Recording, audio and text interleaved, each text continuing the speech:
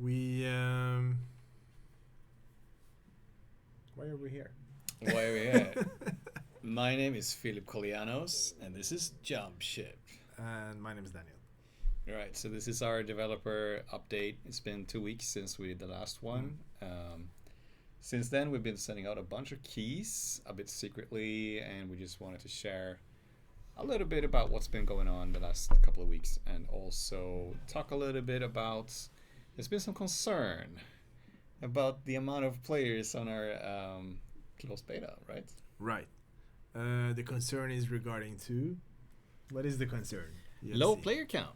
How can we be sending out thousands and thousands of keys and then seemingly the peaks are very low? No one is playing.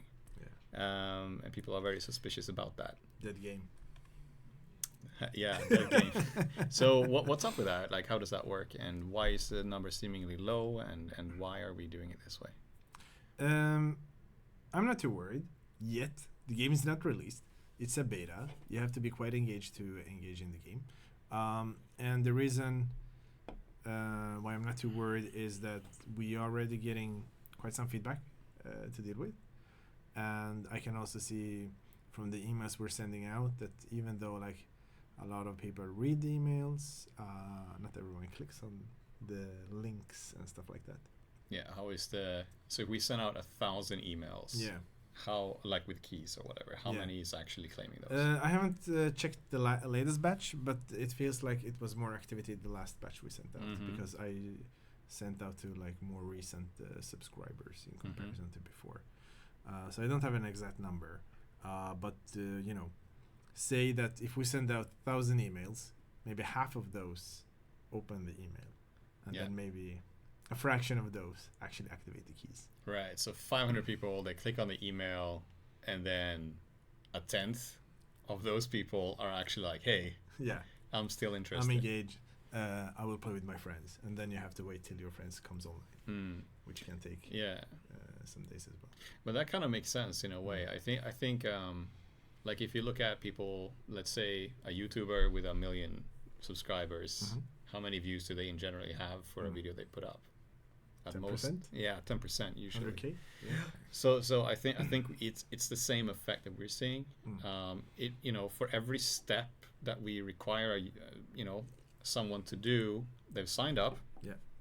Then they have to click on the email. Yeah. Then they have to copy the code. Yeah. They have to paste the code into Steam. Wait for the friends to go online. Wait for the friends, get the friends in. Yeah. Like it's a lot of steps, Yeah. and for every step you kind of lose like a quite large, substantial amount of people. So from those 1,000 emails, maybe we get, I don't know how many at the end, like 50 or 100 at the most. Something like that, I would say. Yeah, and from our point of view at this point in time, that is like more than enough to get the feedback that we're looking for. So it might sound a bit, I can imagine that it sounds a bit disappointing to some of you that we're happy with 50 people. But the thing is, where the game is at, we're collecting a lot of data when it comes to stability, balancing. We're also kind of looking for a lot of qualitative feedback. We're listening very keenly to what people are saying. If we would let, say, 10 times more people on, we would get so much frustration and bug reports about the same thing over and over and over and over again. Yeah. So we're very careful about inviting people at this point, up until we're very confident that, okay, you know what, the game is stable enough that we don't get to see the same bugs or complaints or frustration over loot tables, whatever it is, a million times over. So that's why we're a bit kind of careful with bringing people in. With that said, though, we are gonna let a bunch of people in again very, very soon. And I think we're gonna keep this cadence of letting people in almost weekly. I think. And I mean, things are definitely improving. I would say, like things are moving really, really fast right now. So that's really cool to see. People are playing over 20, 30 hours, and sort of are enjoying themselves and like, oh yeah, we talked about the Bodybot last time. Some person were like, yeah, now I've played the game for 10 hours, so now I'm ready for multiplayer. I'm like, okay, here we go.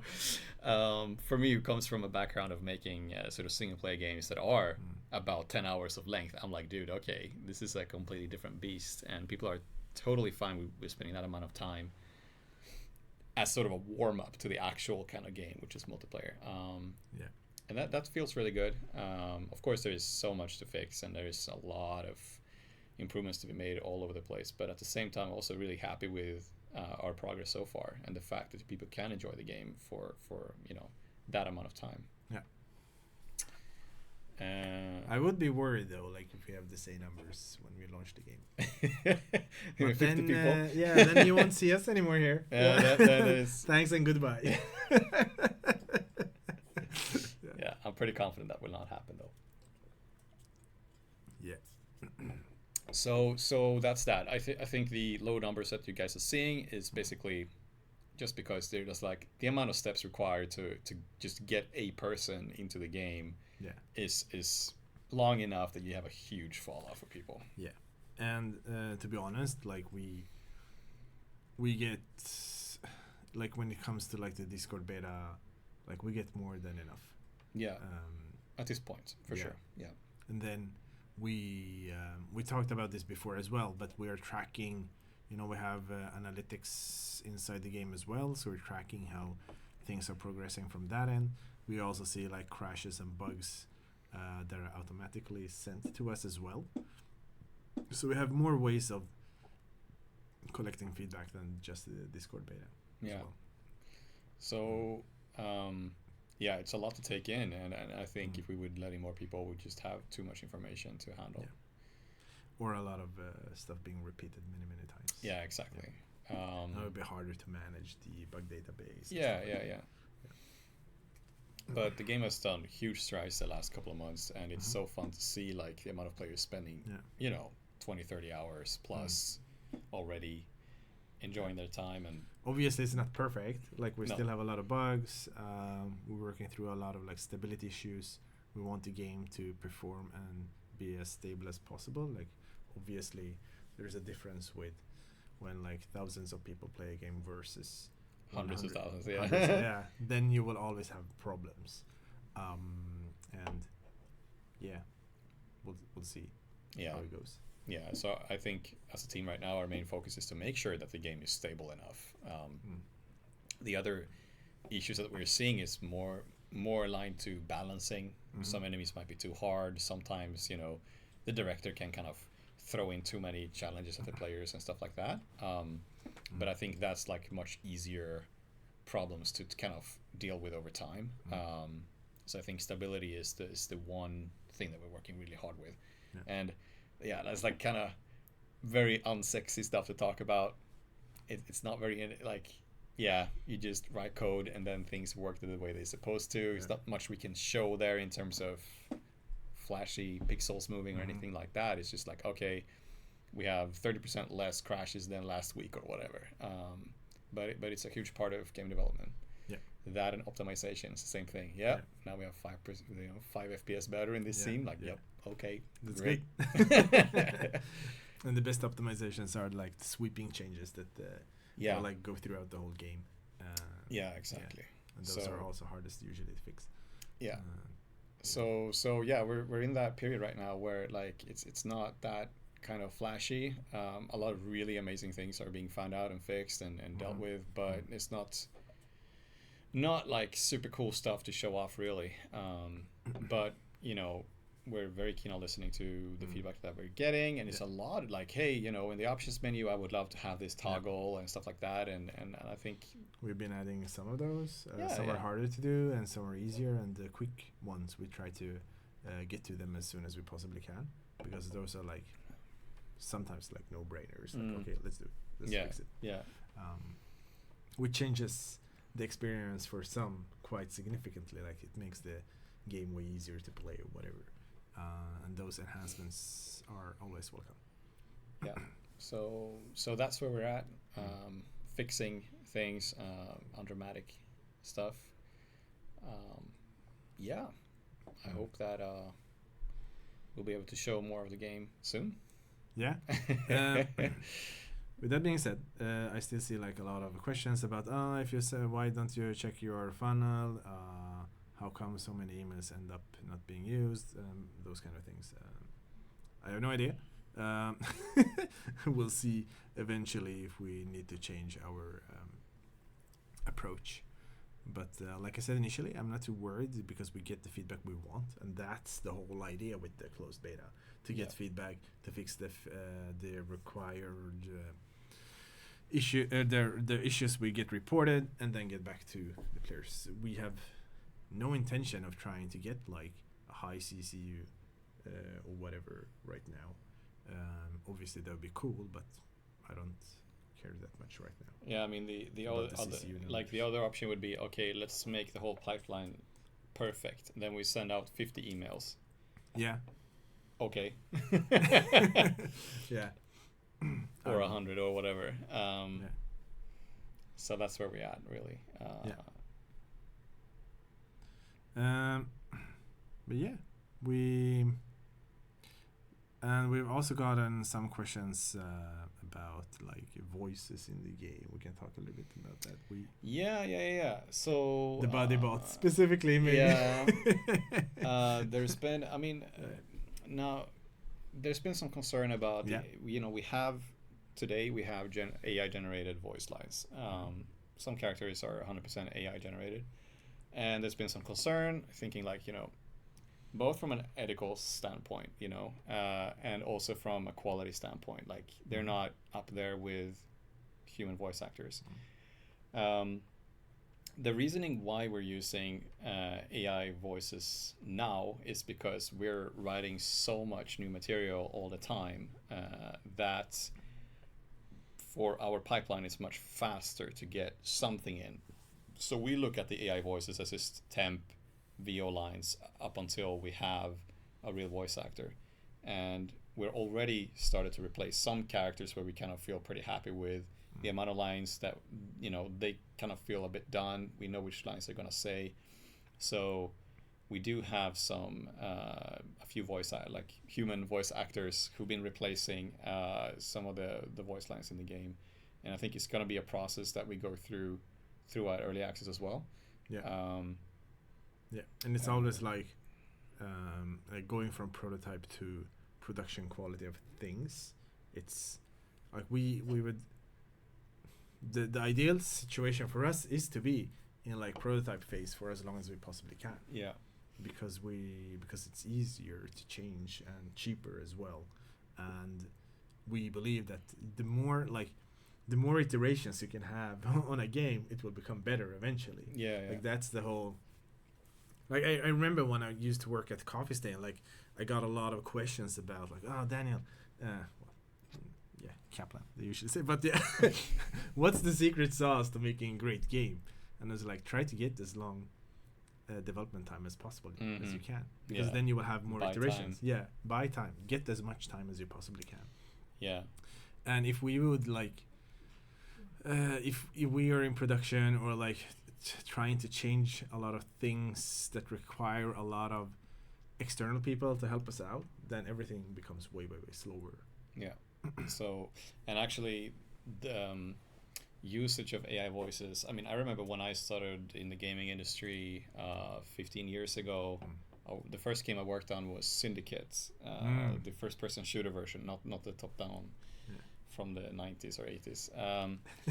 And I mean, back then, it was a quite cutscene heavy, a lot of acting, and before they had a voice acting, they actually had Microsoft Sam, like me talking. And so like this process of using synthetic voices and then replacing them with real actors, like that's been there for decades. Like this is not something new, but I think now it's good enough that some developers, including us, are actually putting these things out there in products for people to see before we kind of replace it with professional voice acting.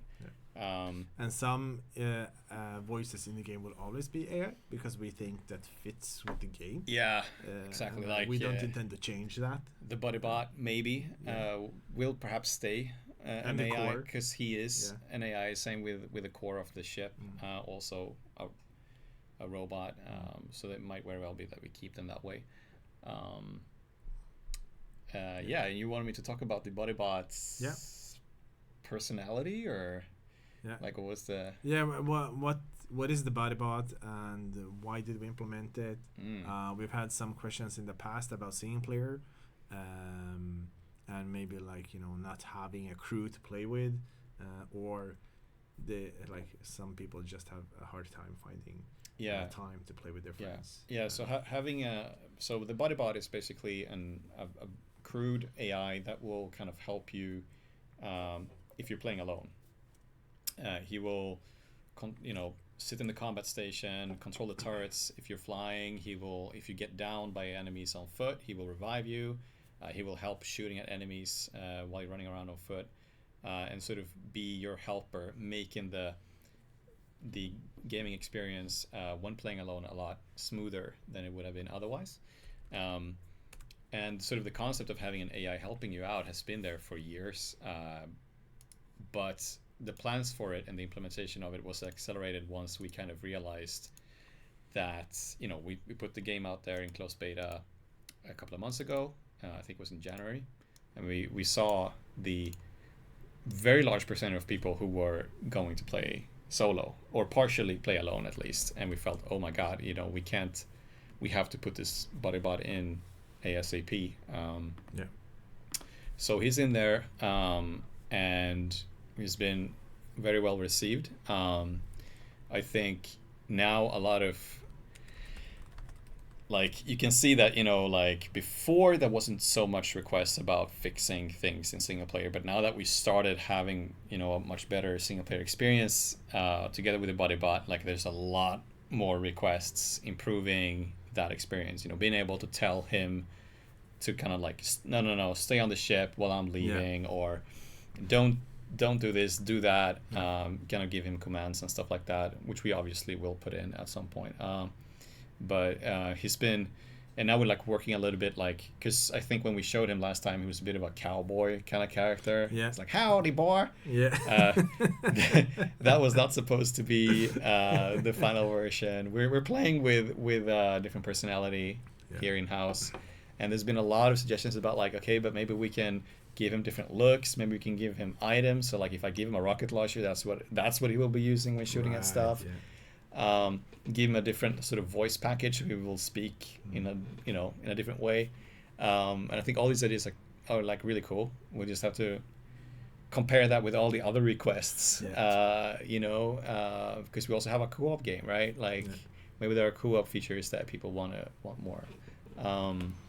But he's been super well received, and I'm really happy that we took the step and kind of just dropped everything, spent a month. I think it was a month putting him in, and then sort of taking it from there. There is a question here that I want to respond to. Is there anything that the community can help with in the development, like donation?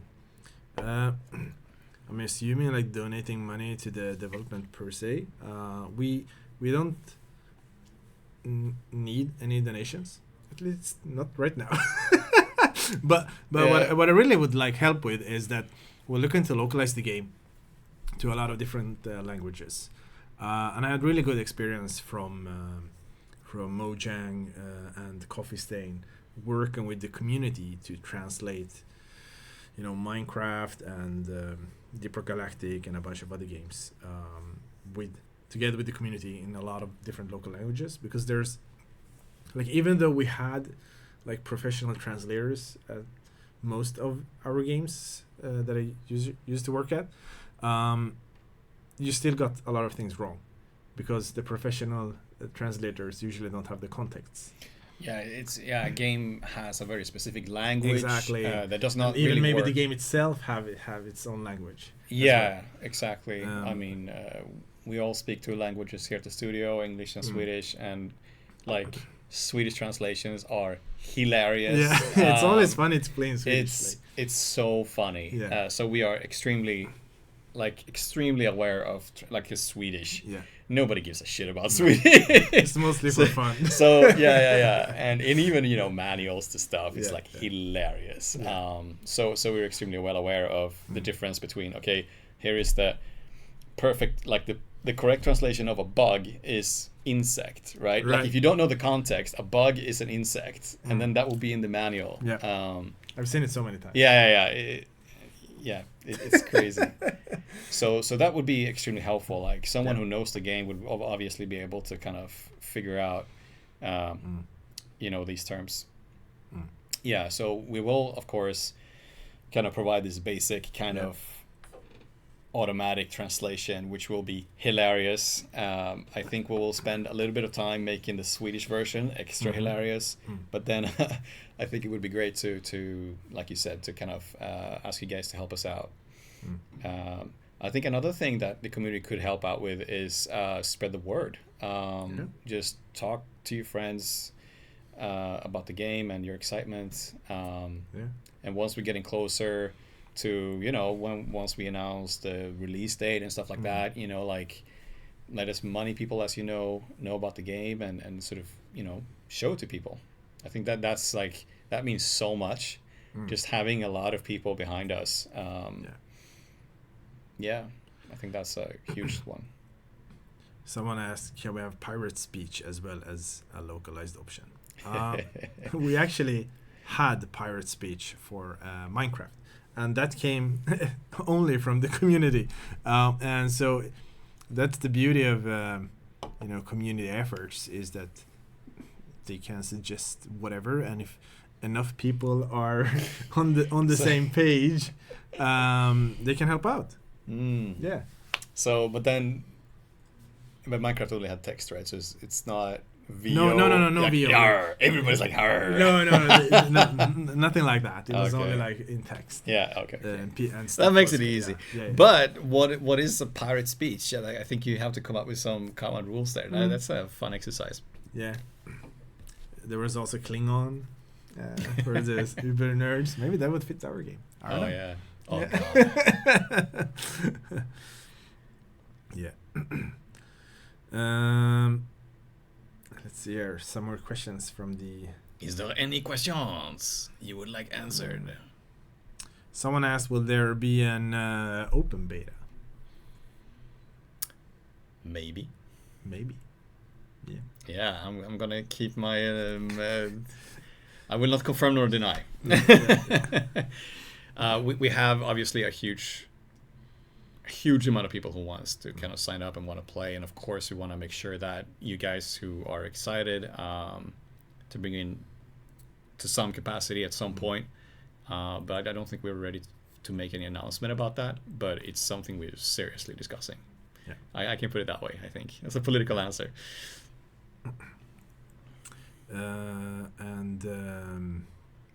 Someone asked, how will inviting your friends work, and will one person have to host, or will it be a shared world?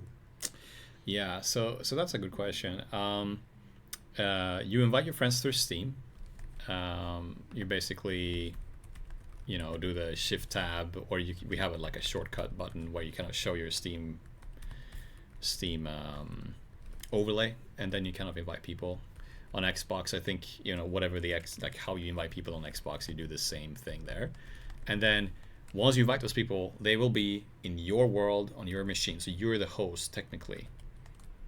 The pros is that you don't have to rely on any servers across the world to handle all the data. So even if we run out of money, you can still play the game. The downside is that, pick your friend who has the stable internet connection and a non-crashy computer, because if the server goes down, then you're all going to be disconnected. We of course store your persistent progress. So like if, for example, you fly on a mission and then you guys find a new component, let's say a new railgun, and you're like, wow, this is such a cool weapon, wow, you're having a good time, and then the server goes down, depending on the timing there's a high chance that you guys will actually keep that weapon, and it's unlocked for all of you guys. So like the persistent information is something that's being stored locally on your machine, and then that will be saved depending on the timing, of course. These things doesn't save like every frame. So that's the one thing. And then if you lose a mission, like missions are not really supposed to be over an hour, maybe like 40 minutes to an hour, and then you can play a short one that's maybe 20 minutes. If you say fail or abandon mission halfway through for whatever reason, maybe you want to have a dinner or something, you will get parts of the reward for finishing the mission. So disconnecting or losing a mission might not necessarily mean you come out empty-handed. But that's the downside. But we think it's the right way to go. We think like giving you guys the power to kind of host the games your way. And it's also in a sense like protection from, if whatever, say for instance, like in 20 years, if Keepsake won't exist anymore. Or 50 years. I won't mention any political leader, but there is some shaky stuff going on in the world, and suddenly I don't know, there is a tariff on internet traffic. Who knows? You won't have to worry about that. Or let's say you live very remotely and you just want to play with your friends. You can do that without extreme lag. Then you just play locally there.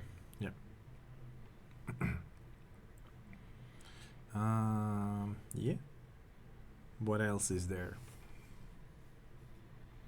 I wonder if is there any questions that maybe they want to see something that we can show? Anything they want to see? Yeah, good question. The True Pac-Man is asking about Xbox. Xbox, no update there. Unfortunately, it's still too crashy. Sorry. We got a team on a job. We got two great people. The best people. Nah, they're more than two. But they're helping us out. It's just a matter of time. Someone asked about Switch 2.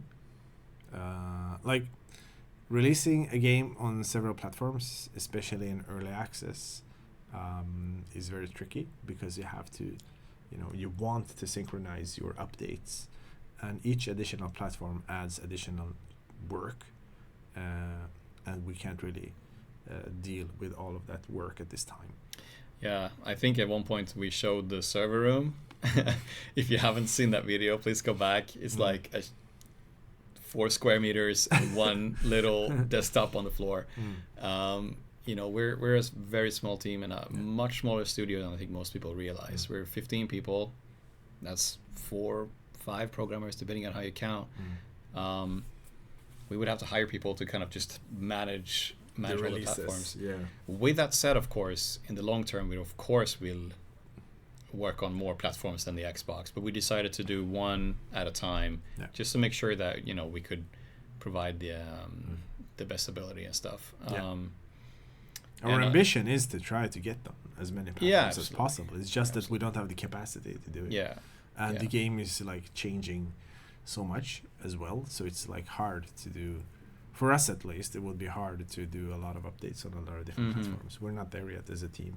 And the game is not there either. Like, it's too much stuff changing. Too much happening. But I'm very confident that we will, once the game is in a much more mature state, that we will kind of look at all the platforms and sort of give it a go. With that said, though, we are poking a little bit at the Steam Deck for shits and giggles. The idea is for Steam Deck to run the game stable at 30 FPS. That's our plan. And obviously use proper like gamepad layouts and stuff like that, and whatever makes sense for a gamepad. And since we're developing for Xbox as well, it will always, we're always trying to have gamepad in mind as well. And the reason why we're sitting with the Steam Deck is because the ease of access to it is basically a small PC. And it helps us kind of gauge, how well is the game performing on very low-end hardware. And, it would be great to kind of like, if we can get it running well on the Steam Deck, then we know we're pretty confident we can run on basically any platform. So that's why we're looking at the Steam Deck. But, it's not something like we're going to commit to make it run amazingly on early access day on the Steam Deck. But we kind of use it as a benchmark. So it will work eventually. in 30 FPS. Yeah, I don't think we can commit to higher than 30 for sure. Yeah.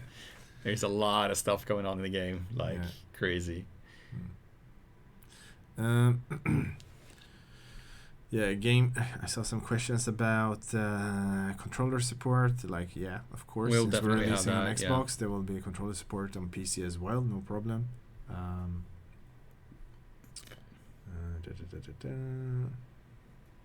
Let's see here. Xbox beta 1.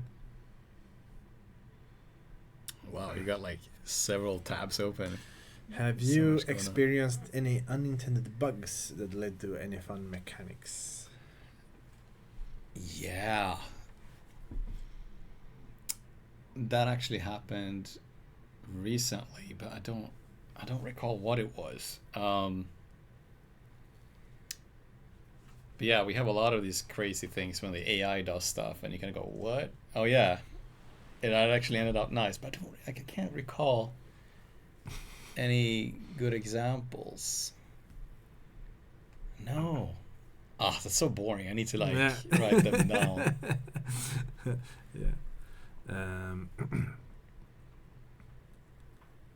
All right.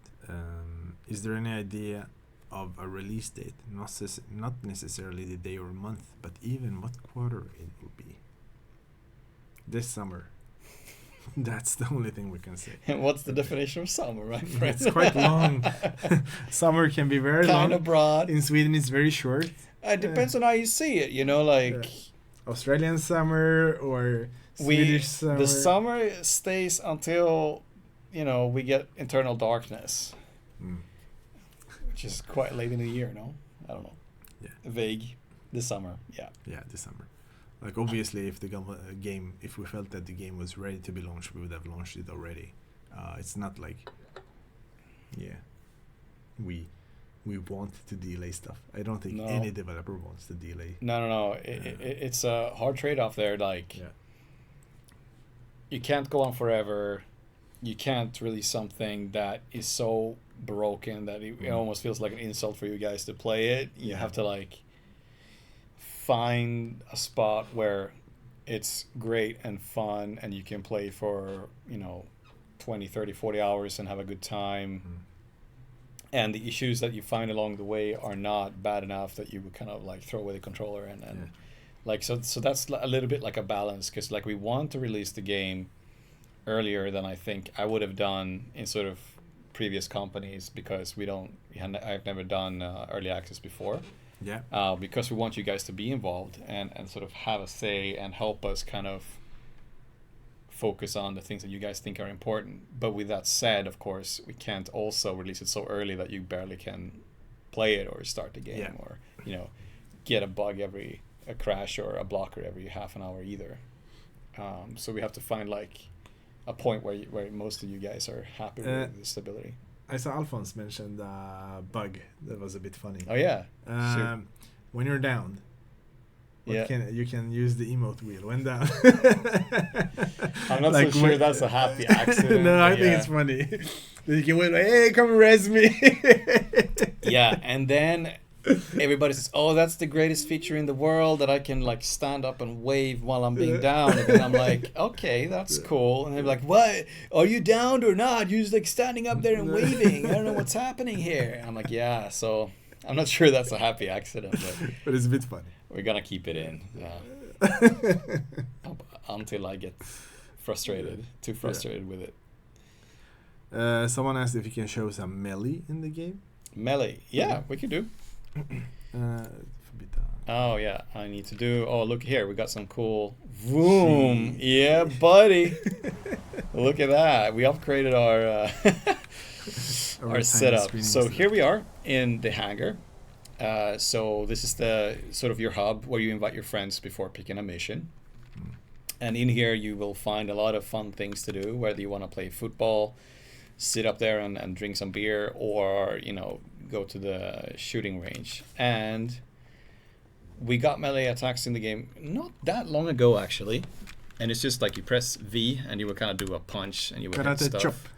Yeah, and depending on what kind of item you have in your hands, you will do like different kind of attacks. We have been experimenting with melee only weapons. They're not that far along, so we'll see when we get that in. But we have the famous wrench, so you can do like swings like this. And I think we will kind of expand on the melee weapon kind of area in the future for sure. It's kind of fun, and it's sort of like the wrench is sort of a nod to Half-Life and all those games. And I think I had a wrench in my original prototype of Jump Ship that was back then called Hyperspace Pirates of Atira. And you always had a wrench, and then to repair things you would kind of whack the objects with your wrench and stuff like that. We decided to walk away from that and kind of use your multi-tool to kind of beam stuff instead. But just to honor where the game came from, we also are experimenting with a wrench as well. Can you jump to test range? Can I? If you start I the don't mission even know. and then go. Is that a thing? Yeah, maybe it is. I don't know. I thought you could. Probably. I haven't tried it. Can see. Calculating jump vector to target. So I'm gonna start a mission and jump to test range. What do you wanna see in the test range? It was to spawn some raptors and just. Oh, finish okay. them, Yeah. those kind of things. Maybe. Maybe it's included. I don't know if it's included in the builds. We'll see. Yeah. It's gonna be a fun test.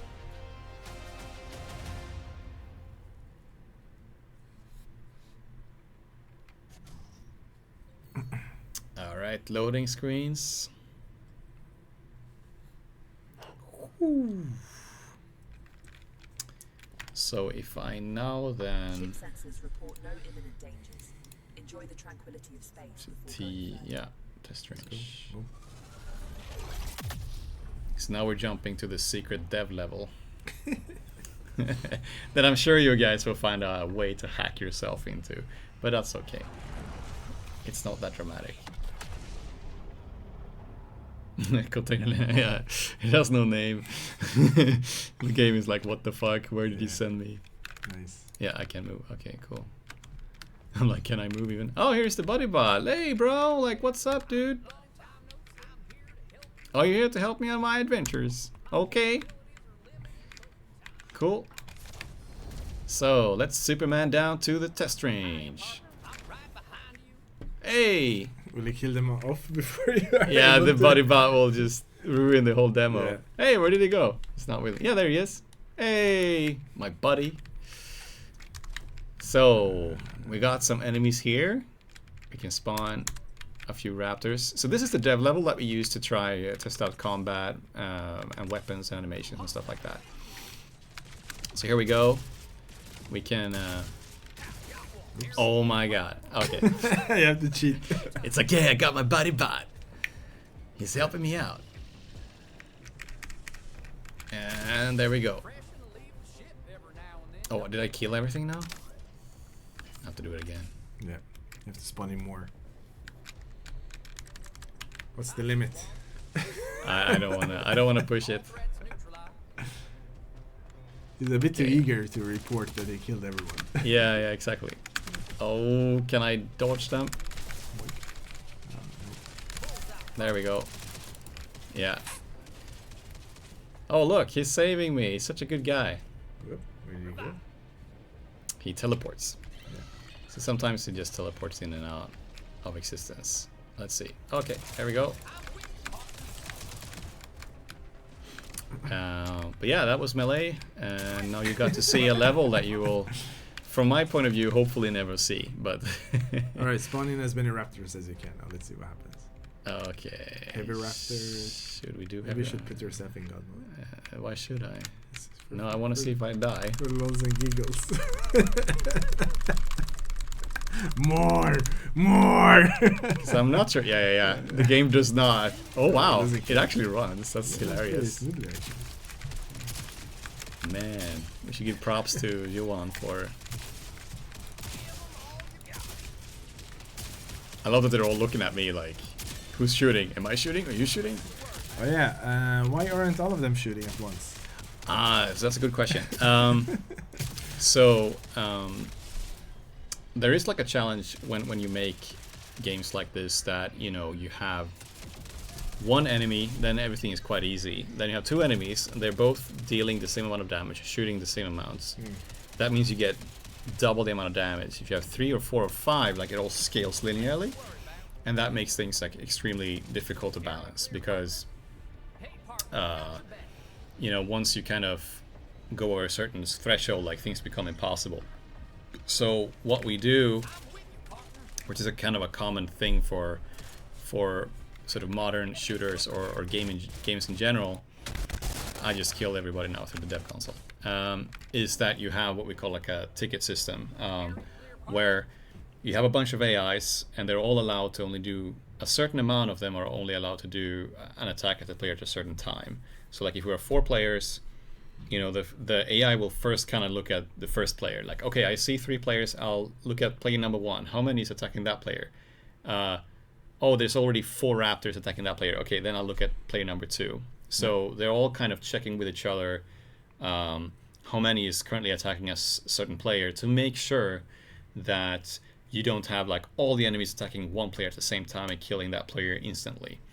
The same goes for the ship. So all the enemy ships are constantly kind of checking with each other, like, hey, are you shooting? Am I shooting? Like, I'm cooler than you. What type of attack do you have? Yeah. And they kind of like, it's a bit of a actually in the ship world, in the ship part of the game, I call it a choreography system, because they're all like dancing. It's sort of a dance. There are a lot of like different names for this. Like I've seen like token system, but that's like a bit boring. I like the gentleman system. Gentleman like system. You hit is me, like, I hit no you. sir, no sir, you go ahead, you can shoot. So like in kung fu movies. When the hero is being attacked by a gang of baddies, like why doesn't everyone jump on him at the same time? It never happens. Yeah, and in the spaceship domain, when you're doing space combat, like there is this interesting part where like if all the ships would sort of go for the player ship, they would all kind of like collide with each other in like a big lump. So the choreography makes sure that, okay, how many ships are allowed to be close to the player ship right now, and the amount of other ships kind of have to stay in the back, like loitering, waiting. And then if the player ship kind of goes for, okay, they just turn away from all the guys close to it and kind of fly away towards one of the loitering ships. Now that loitering ship is not like, okay, you can be along and kind of come close and sort of go into the game, just to make sure that no matter how many ships that we spawn, it will not just become a mess. Like the game will handle it. The game can still be quite hectic. Yes. Like that's it's all these systems are there to make sure that these incredible spikes where like you get all the attacks and you're dead doesn't happen, or that all the ships, no matter what, like lumped together in a big pile, doesn't happen, and sort of like give the player the chance to look at the sea of enemies and kind of go whoa, and not just instantly die, but actually have a little bit of a chance before they die. So that's what we saw. Yes. The gentleman system, or the choreography, or whatever you want to call it. Conga line. Exactly. It's a lot of funny names. Someone asked, can you show us more flight mechanics like traversal? On the ship? What is flight mechanics? Yeah, we could. So now I'm back at the ship. At the test level? And the ship kind of have boosts. So like depending on what type of engine, you have like a tap boost that kind of charges up, that gives you kind of increased speed, which is very handy. It's sort of our dodge in the game. So like if you see missiles coming at you, or like a railgun ship is sort of aiming towards you, you can always like boost and sort of do a turn to kind of increase your chances of ducking those abilities. Then sometimes we also have, you can see down in the corner, it says cruise control. That is a kind of a unique feature for our game. It basically keeps the player ship flying in the direction you were having, and it allows me to kind of leave the player seat and do stuff, maybe take out a fire while the ship is just droning forward. Or if there's a space combat, you just don't want to leave the pilot seat and have the ship sitting ducks, getting bombarded from all places. You can like, okay, send it one direction, I'm going to leave the pilot seat, do something quick, and then come back, or something like that. So that's kind of a unique feature that we have in the game.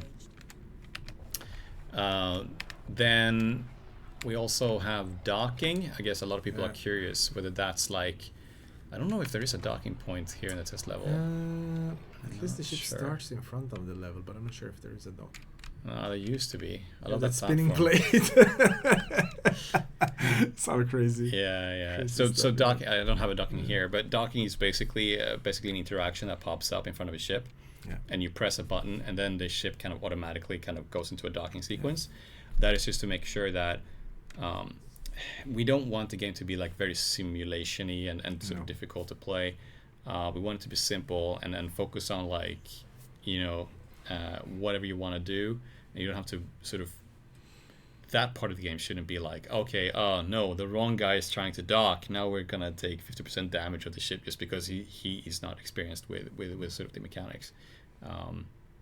We want to make a game that's sort of easy to approach and easy to play, and I think the automatic docking system is there because of that. Yeah. So that was a very, very brief. Yeah, I mean, some games make the docking like its own complete mini game. Yeah, exactly. Maybe we'll get there at some point. I don't know, but I don't feel like that's what we should be putting all our effort into. Cool. Any last questions from the Twitch chat or Discord chat? We've been passing 45 minutes already. Yeah. Time flies when you're having fun. Yeah, we gotta return to the hangar. Are you aborting the mission because of bugs? No, actually not. I take skip nowadays to not fudge the stats. Right, should I go back to, was it F? Yeah, there we go. Is there any question? Will there be... Let's see here. Hang on. Spice. Space spice. We don't have it. Do you have any ramming? At this point, no, but I think it's a really interesting feature. Both AI ships ramming the player ship, but also the player ship kind of having maybe a special engine that gives you the ability to kind of like ram and sort of really damage ships. I think that's cool. But today, that's not really a feature. But if you crash into things, the player ship will take damage. Yeah. One more question. Will there be proximity chat? No. We've heard this request for years. Proximity chat, I think, works for a certain type of games. And it has to be built in mind with it as well, I would say. Yeah, I would say it makes sense for games that are based upon all players not sharing the same amount of information, and that's what making the games fun. I don't know. I don't see what you're seeing, and I don't know exactly what you're knowing. No. Our game is not really about that. It's a 100% co-op game where you're kind of supposed to kind of share information perfectly and sort of... I think having a proximity chat would actually make it less fun. Like as soon as one player would kind of jetpack out to kind of save the day and boarding another ship, and if we couldn't communicate, it's like, okay, you're playing one player's player, gone, lost. I don't know where you are. Good luck finding us, because we're 5 kilometers that way. I think it would just cause more issues than it would help. Yeah, I think so too. Since also like in our game, you're traveling like very far distances, and the game is not dependent on proximity chat. Like I think we would need to redesign the game to take that in consideration from start, so it's part of the gameplay to have proximity chat. Yeah, I mean it would have to be a completely different game. Yeah. I think. Yeah, I think so too. Yeah. There was one question here. Will it have matchmaking, or we have to find friends or people on Discord? Yeah, so that's a good question. We noticed that very, very few players are like interested in sort of playing with randoms. Of course, Discord will, we would want people to be on the Discord and sort of talk to each other and kind of self-organize. But we will also have a server browser. So like if you want to play with, or you don't know who to play with, you could either open a server and kind of invite anybody. So like have an open server, and then people through the server browser will kind of find your server and join it. or you will yourself look at the server browser, find a server that might be interesting to you, and then you can just join that server. So that's how we do it. We're not going to have matchmaking. We don't think it's helpful. I think a server browser will make all of you guys, and I have to say it's probably not that big of a percentage, but those who wants to do it will probably just be fine with a server browser. Yeah, and as most of you know, the game will be released in early access, and we will evaluate features and what features to launch with as we move along, and we have a lot of ideas for different features that we are planning to implement, but those will come depending on requests, but also what we think is important at that specific time. We haven't really decided on a very harsh roadmap at this point, but obviously we have features that we want to get in at some point, but that won't be at the start of the early access. Yeah, there's a lot of ideas, but we need your help to some extent to kind of know which are the ones that we should prioritize. Where should we go? Yeah. Yeah. And to some extent, we already started that process with the Bodybot. I don't think we would have put it in unless we saw that demand so strongly in even the closed beta. Yeah. And one last question. Any update on the next beta? When will it be? We answered this. The next beta version. The next version. Yeah, we answered it initially at the start of the stream. Very soon. I would say either today or early next week. Yeah. And then we will definitely send a bunch of keys again tied together with that update. Yeah. And the reason why we're not sending more keys, we already answered this before as well, but just to reiterate, we want people to come in with fresh eyes to try out the game and get that feedback, work with that feedback, and then update again. If we get thousands or hundreds of thousands of people, it can become very easily very noisy for us to understand and sort through our focus and understand what is important, what is not important right now. So there is the reason why we're not sending out more keys is because it's very hard to manage, and the game can't manage so many people playing the game right now, because we know we have crashes that you don't want to experience. Yeah. It's not fun to be we don't in need a 1,000 crash reports of the exactly, same thing. Exactly. So yeah. Cool. Does that conclude it? Yeah, I think so. And are you hyped about GTA 6? Hell yeah. Yeah. I am. It's living life in another world. Yeah. In a crazy, twisted America. No, of course I look forward to it. It's going to be really cool. It's going to be an event. Definitely. It's very long time ago we had a big event in the gaming industry. I miss those days when you had to go out on camp. Stand outside in line at the store and all that stuff. It was it was a bit of a... Now everything is so easy. It's just boop, download. Yeah. Preload even. And so many games you don't even know what's going on anymore. Yeah. You get flooded with stuff. Yeah. But yeah. I'm excited too. Back in my days. So yeah, totally look forward to it. Yeah. Keep an eye on our announcements in the Discord channel. Keep an eye on your inboxes, your trash mail, trash filter. Yeah. Because we'll announce when we send out keys, and I think it will be very soon. Yes. All right. Cool. Catch you next time, and thanks for tuning in. Bye-bye. Take care and have a nice weekend.